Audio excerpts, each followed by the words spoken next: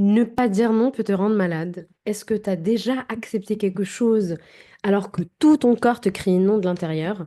Est-ce que tu as du mal à dire non par peur de décevoir, de blesser, de plus être aimé? À quoi tu ne dis pas non? Si c'est ton cas, sache que ne pas poser de limites ne fait pas que t'épuiser mentalement. Ça peut littéralement te rendre malade. Je suis Zainab, coach thérapeute dans le trauma, particulièrement d'enfance et transgénérationnelle, et je suis également facilitatrice de Breathwork Trauma Informé. Aujourd'hui, je t'invite à faire un focus sur comment ton corps absorbe les noms que tu n'oses pas prononcer et comment ça peut impacter ta santé. Je m'appuie sur les travaux de Gabor Maté, notamment dans son livre Quand le corps dit non, que je t'invite vraiment à lire. Dire oui alors que tu veux dire non, c'est une bombe à retardement. Quand tu dis oui alors que tu penses non, alors que tu as envie de dire non, tu forces ton corps à encaisser un stress énorme parce que tu réprimes le non, tu l'inscris dans ton corps. Et Gabor Maté, il montre que les personnes qui ont du mal à poser des limites, donc dans son livre, que je t'invite à lire, il explique en fait que toutes ces personnes-là, elles développent très souvent des maladies chroniques comme de la fibromyalgie, de l'arthrite, voire même des cancers, des maladies auto-immunes. Et dans son livre, il analyse de manière très très intéressante des cas de patients gravement malades et qui sont décédés même et ils trouvent un point commun. Ce sont des gens gentils, serviables, qui mettent les besoins des autres avant les leurs. Et souvent, dans les témoignages des personnes pendant leur enterrement, les mêmes mots revenaient. C'était une personne qui se dédiait corps et âme à la famille, il travaillait sans repos, jamais il a pris un jour de congé de sa vie, il n'a jamais dit non, comme si c'était quelque chose qu'on valorisait dans la société. Et la société a tendance à valoriser tout ça. Alors que c'est pas bien. C'est exactement le contraire qu'il faut faire. Et dire non, c'est un acte de résistance. Dire non, se reposer, se choisir. Ce sont vraiment des actes de résistance. Parce que chaque oui qui n'est pas sincère accumule du stress dans ton corps. Tu n'es pas en alignement avec qui tu es. Tu n'es pas en alignement avec ce que tu veux. Tu n'es pas en train de répondre à tes besoins, en fait, quand tu dis oui alors que tu as envie de dire non. C'est comme si tu disais à cette partie qui a besoin donc qui a besoin de dire non, c'est comme si tu lui dis, tais-toi, tu n'es pas important, l'autre passe avant toi, mais t'es qui, tu te rends pour qui? Chut, pourquoi tu oses parler? Voilà, c'est comme si tu avais ce genre de discours avec cette partie de toi. Et si cette partie de toi était un enfant, est-ce que ça serait OK de dire ce genre de choses? Tu me diras probablement que non. Alors pourquoi tu le fais avec toi-même? Pourquoi tu réprimes en fait tout ça? Et réprimer tes émotions, ça va activer le système nerveux en mode survie en permanence. C'est une lutte intérieure, c'est un conflit intérieur. Tu es en lutte contre toi-même et au final contre l'autre. Euh, L'autre que tu dois servir, l'autre que tu dois ne jamais trahir, l'autre que tu dois faillir. Par contre, pourquoi te trahis-tu? Pourquoi tu te faillis à toi-même? Pourquoi est-ce que c'est OK? Pourquoi est-ce que c'est plus facile de te dire non à toi que de dire non à l'autre? Le stress chronique, il affaiblit le système nerveux. Voilà, c'est rien de nouveau. Je vous apprends rien du tout. Ça favorise l'inflammation. Et donc, c'est un terrain fertile pour les maladies plus tard. Gabor, Gabor Maté, donc c'est un docteur qui s'est spécialisé petit à petit dans le trauma et qui parle beaucoup des traumas d'enfance et de l'addiction. Je vous conseille vraiment ses travaux. Euh, il parle justement des points communs qu'ont tous ces patients qu'il a analysés. La difficulté à dire non. On va prioriser le besoin des autres avant leurs propres besoins à eux. Il y a une répression des émotions négatives. Ils vont éviter la colère. Ils vont toujours chercher à être gentils, lisses, parfaits. Ils vont être hyper responsables, ils vont se sentir responsables de l'autre, du bonheur de l'autre, de la vie de l'autre. Et ils vont refouler le stress, les traumas, ils vont minimiser leurs souffrances passées, ils ne vont pas accueillir leurs émotions, voilà, ils vont faire passer l'autre avant soi. C'est vraiment l'archétype du people pleaser plus, plus, plus. Dire non, c'est un acte de résistance, parce que dire non, c'est se choisir, c'est se faire passer en premier. Je vais vous poser certaines questions qu'il pose. Je sais plus si c'est dans ce livre-là ou dans un autre livre. Mais c'est des questions que je connais par cœur parce que je me pose souvent ces questions à moi-même et parfois la réponse ne me plaît pas. Voilà, en toute honnêteté. Juste pour que tu puisses faire un point de vue, un point un petit peu sur ta vie, à quoi est-ce que tu ne dis pas non dans ta vie? Je ne dis pas non, je sais pas, je ne dis pas non au déjeuner avec ma famille tous les dimanches, par exemple. À quoi tu ne dis pas oui? Parce que ça, c'est important aussi. Parce que des fois, on ne dit pas non, mais on ne dit pas oui non plus. Et ça joue aussi. Comment est-ce que tu réagirais si tu ne croyais pas au fait que tu n'avais pas le droit de dire non? Si en fait, dans ton, dans ton cerveau, le discours changeait, j'ai le droit de dire non. Bah, ma vie serait plus facile, ma vie serait plus allégée, je prendrais plus de temps pour me reposer, etc. Qu'est-ce qui se passerait en fait si tu avais le droit de dire non? À quel point c'est facile ou difficile de dire non aux gens? À quel point c'est difficile pour toi ou facile pour toi de dire non aux gens, non à leurs attentes? Peut-être que tu vas dire, il y a 10 ans c'était très difficile et aujourd'hui la difficulté elle est passée de 10 à 5. Bravo, bravo, super. Et s'il y a encore de la difficulté, qu'est-ce qui est difficile encore? C'est quoi l'impact dans ta vie de ne pas savoir dire non? Bah, en fait, quand je dis pas non, bah, au lieu que les dimanches, je les passe à faire quelque chose qui me fait plaisir, je les passe à faire plaisir à mes parents. Donc, ça m'empêche de passer du temps avec mes enfants. Donc, c'est quoi l'impact, en fait, dans ta vie? C'est quoi les croyances aussi derrière le fait de pas dire non? Qu'est-ce qui se cache derrière? Je dis pas non parce que j'ai peur de perdre, j'ai peur qu'on croit que je suis égoïste, j'ai peur qu'on croit que je suis méchant. Qu'est-ce qu'il y a derrière ça? Et enfin, qu'est-ce qui fait que tu crois en fait à ces histoires que tu te racontes? Ces histoires de si je dis non, on va plus m'aimer. Pourquoi? Ben parce que quand j'étais petite, un jour j'ai dit non et voilà. Qu'est-ce qu'il y a derrière? C'est quoi le narratif derrière? Ok. Ça, c'est les questions que je t'invite vraiment à te poser. Tu fais pause sur la vidéo, tu les renotes et pose-toi ces questions de temps en temps dans ta vie pour voir qu'est-ce qui a besoin d'être rééquilibré, pour voir qu'est-ce qui a besoin d'être où est-ce qu'il n'y a pas de réciprocité, qu'est-ce qui a besoin de changer un petit peu dans ta vie. Euh, Comment est-ce que tu sais que ton corps, il dit non à ta place? Comment est-ce que tu sais que ton corps dit non? Ça, c'est la question que je vais aborder. Si tu ne poses pas des limites consciemment, avec ta tête, avec ton mental, avec ton cerveau, ton corps, il va le finir par le faire pour toi. N'aie aucun doute sur ça. Comment savoir que ton corps dit non à ta place? De plein de manières différentes. Tu peux être épuisé. T'as aucune raison d'être épuisé. Tes analyses de sang sont bonnes, t'as aucune carence, etc. T'as des douleurs inexpliquées, maux de tête, dos bloqué, tension musculaire, etc. T'es souvent stressée, t'es anxieuse, t'es à fleur de peau, tu ressens un poids sur la poitrine, t'as la gorge nouée, t'as l'intestin qui est noué aussi. À chaque fois que t'es avec quelqu'un, par exemple, tu peux avoir des problèmes de ballonnement, de reflux, l'intestin irritable. Ça peut être des signes en fait que ton corps réagit à un stress émotionnel, à une difficulté à dire non. Tu peux tomber malade facilement aussi. Ton système immunitaire est affaibli. Parfois, c'est ton corps qui dit non parce que toi, t'as pas su dire non. Donc, tu vas tomber malade. Ah mince, je suis désolée, je peux pas venir ce dimanche parce que j'ai une gastro. Versus, je peux pas venir ce dimanche parce que j'ai pas envie. Ce n'est pas juste dans ta tête, c'est dans ton corps. Ton corps va envoyer des signaux d'alarme. C'est ton corps qui va chercher à envoyer des messages, à t'obliger à te réajuster. Ton corps, c'est ton véhicule terrestre. Et il s'exprime tout le temps, tout le temps, tout le temps pour peu que tu l'écoutes. Il sait souvent avant toi. Ton mental, il vient souvent d'ailleurs juste mettre des paroles ou raconter une histoire en fonction de comment se sent ton corps. C'est souvent ce qui se passe dans l'anxiété en fait. Mon corps ne se sent pas en sécurité et ma tête, elle va venir, elle va dire pourquoi je me sens pas en sécurité. Peut-être qu'il y a ça, peut-être qu'il y a ça, peut-être qu'il y a ça. En fait, ta tête, elle essaie toujours de trouver une histoire où elle cherche toujours elle cherche à créer un narratif autour de comment je me sens.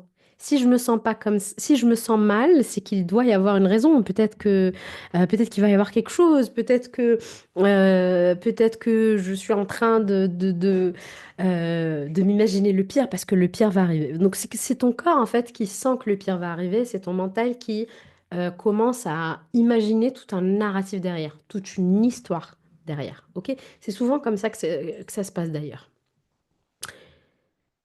Le nom s'apprend dans l'enfance.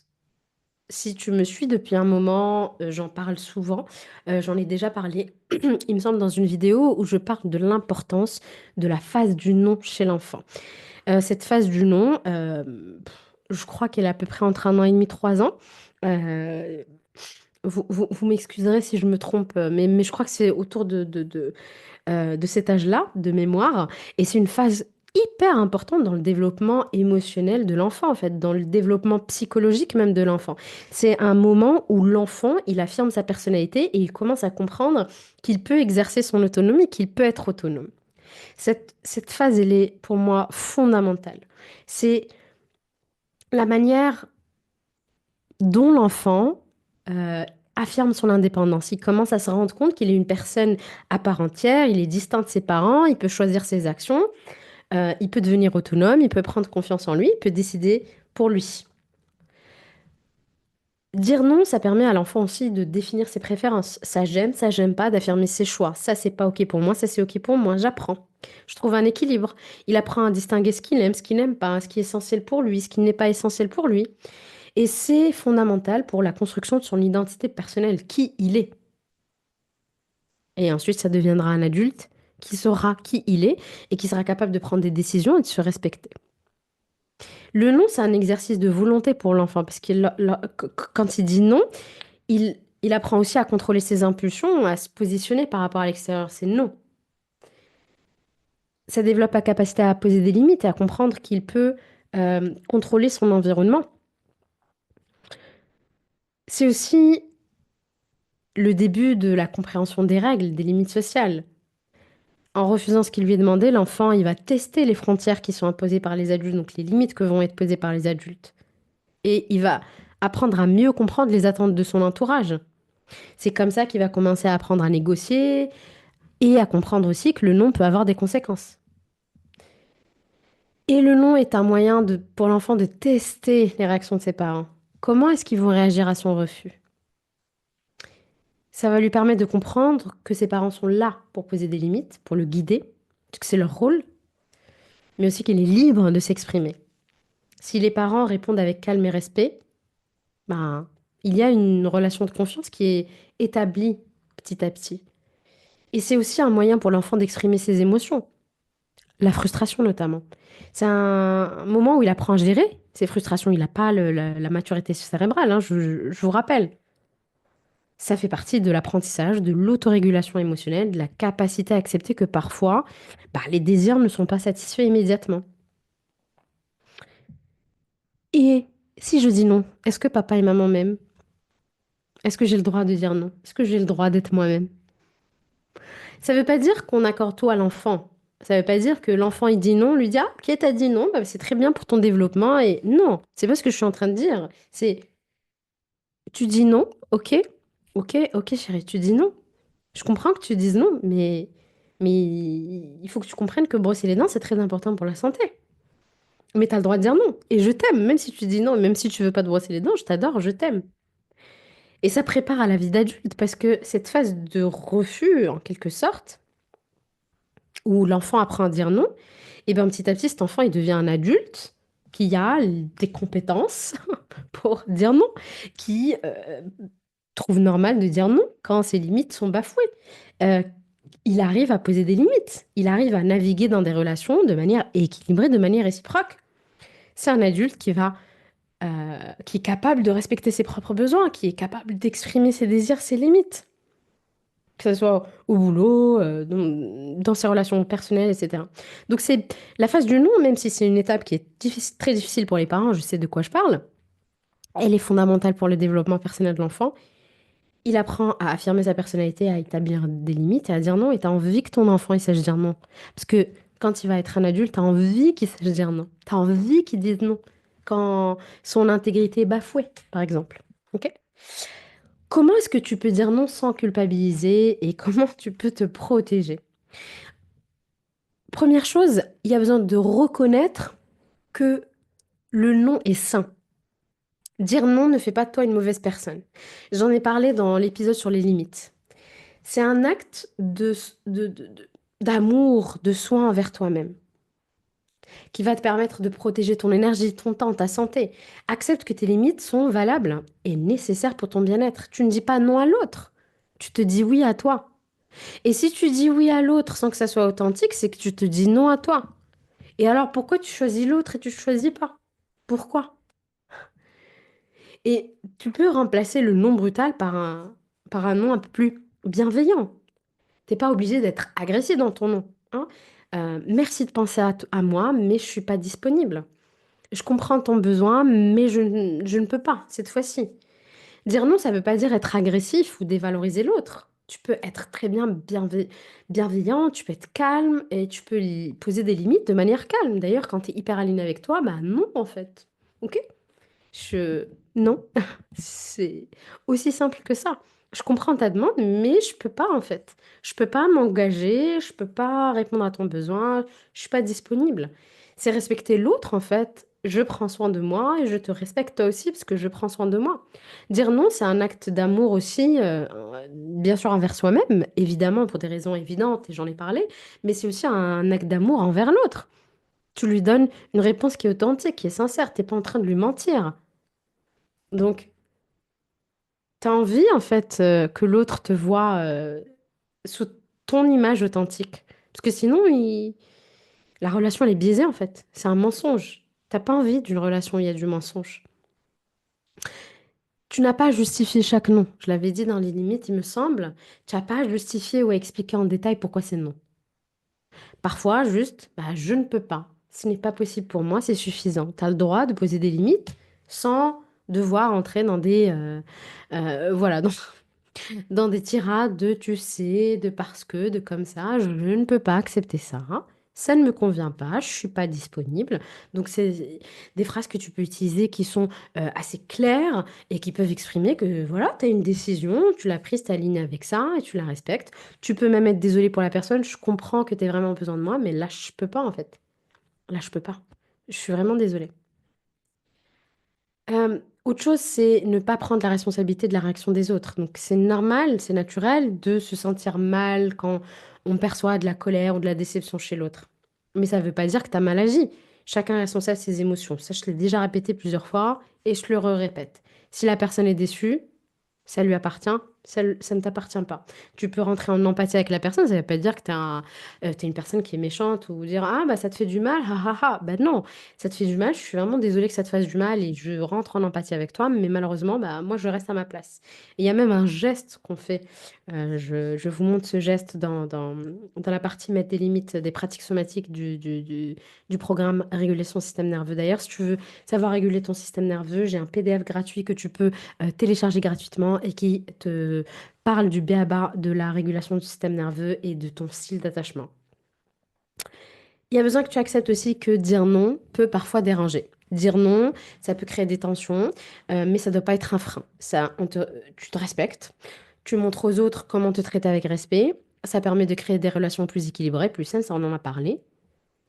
Et fondamental de te demander, est-ce que c'est OK que l'autre me dise non? Et si c'est pas OK que l'autre te dise non, il y a un problème. Si c'est pas OK que l'autre te dise non, bah pourquoi? Qu'est-ce que ça vient faire? Qu'est-ce que ça vient trigger chez toi? Qu'est-ce que ça vient déclencher chez toi? Est-ce que c'est ta partie enfant intérieure qui se sent attaquée? Est-ce que ta partie sage là-dedans, elle indique quoi? Voilà, qu'est-ce qui accompagne tout ça? Et travaille-le, accompagne-le avec beaucoup d'amour, mais c'est OK de vouloir mettre des limites et en même temps, j'accepte pas que l'autre me dise non. Mais je sais, mais il y a besoin que tu acceptes. Il y a besoin que tu acceptes que l'autre te dise non, parce qu'il a le droit. Parce qu'il a le droit de te dire non. Et travaille ton estime de toi. S'il te dit non à toi, c'est pas parce qu'il t'aime pas ou parce que t'es nul ou parce que t'as pas de valeur. C'est juste qu'il dit non. Voilà, ça n'a rien à voir avec toi. Donc là, voilà, si ça vient te titiller, on va aller travailler l'estime de soi, on va aller travailler la honte toxique, ok?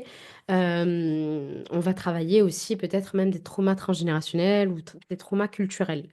Par rapport au nom, il y a, voilà, il peut y avoir la culture, il peut y avoir l'environnement dans lequel j'ai grandi, il peut y avoir des choses comme ça. Ça, on le travaille en coaching, soit la formule Boost, soit l'accompagnement de 6 mois, Rise like a Phoenix.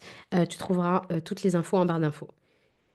Il y a aussi quelque chose que tu peux pratiquer, que je t'invite à faire, c'est le pause and response. Avant de dire oui par automatisme, prends 5 secondes, prends quelques secondes, tu respires et juste rentre à l'intérieur de ton corps. Tu fais une orientation à l'intérieur de ton corps et regarde ce que ton corps te dit. Est-ce qu'il y a une contraction? Est-ce qu'il y a quelque chose qui plaît pas à ton corps? Dans ce cas, c'est un non. Il y a vraiment besoin de faire la différence entre le non de ton corps et le non traumatique aussi, et ça vient avec l'expérience. Ok?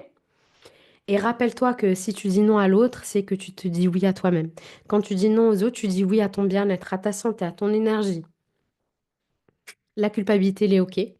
Elle peut venir, mais elle ne doit pas diriger tes actions. Tu peux reconnaître la culpabilité sans y céder.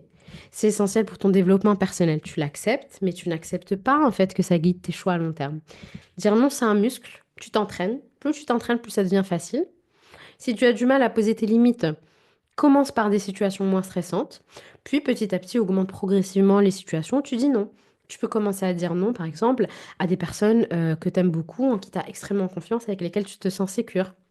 Et puis petit à petit, tu agrandis ça à des personnes que tu connais pas, à ton boss, etc. Donc ça va permettre peut-être de renforcer ta confiance et d'apprendre à gérer la culpabilité petit à petit.